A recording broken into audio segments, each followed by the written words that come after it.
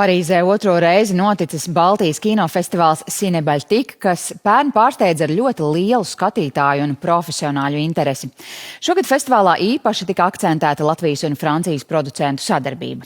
Plašāk stāsta Līva Karlsone sadarbībā ar Latviešu.com.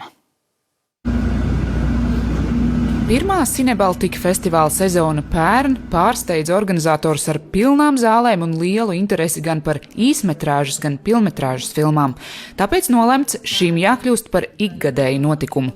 Turklāt šogad programmā būtisks jaunums – īpašas profesionāļu dienas, kurās kopā savesti Francijas un Baltijas producenti. Tik varbūt intensīva un fokusēta Latvijas un Baltijas valstu un Francijas producentu tāda kopā būšanas darbnīca, tā ir pirmoreiz. Mēs atlasījām un prezentējām 9 kino projektus, kas meklē finansējumu un kopproducēšanas iespējas.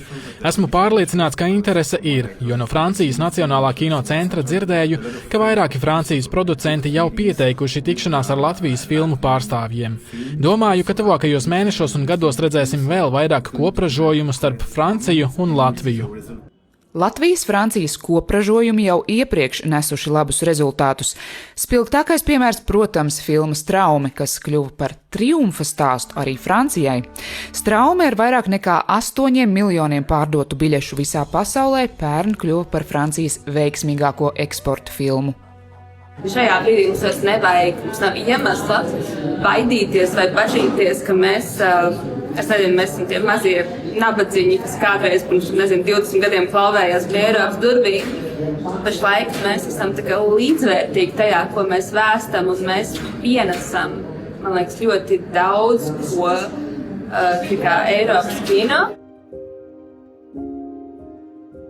Alise pati šogad festivālā pārstāvēta ar pilnmetrāžas filmu Nospiedumi par sievieti, kura spiesta atgriezties sāpīgās bērnības atmiņās brīdī, kad viņas atsvešinātais tēvs smagi saslimst. Šī ir pirmā latviešu filma, ko esmu redzējis. Tā atainoja sievietes identitāti Latvijā. Tas bija tik interesanti, brīžiem caur humoru. Filma radīja patiesu klātbūtnes sajūtu. Īpaši tad, kad zini, ka autori iedvesmojusies no personīgas pieredzes. Tas bija tiešām iespaidīgi. Otrs pilnmetrāžas darbs no Latvijas – Ginta Zilbaloža pirmā animācijas filma Projām, kas vēsta par zēna ceļojumu cauri noslēpumainai salai pēc lidmašīnas katastrofas. Kā tev patika? Ļoti labi. Kas tev vairāk patika šajā filmā?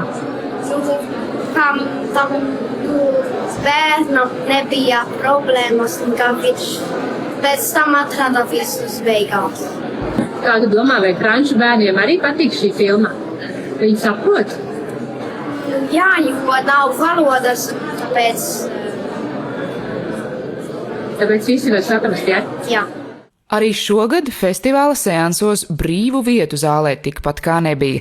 Kopumā izrādītas 6 pilnmetrāžas un vairāk nekā 20 īsfilmas no visām Baltijas valstīm.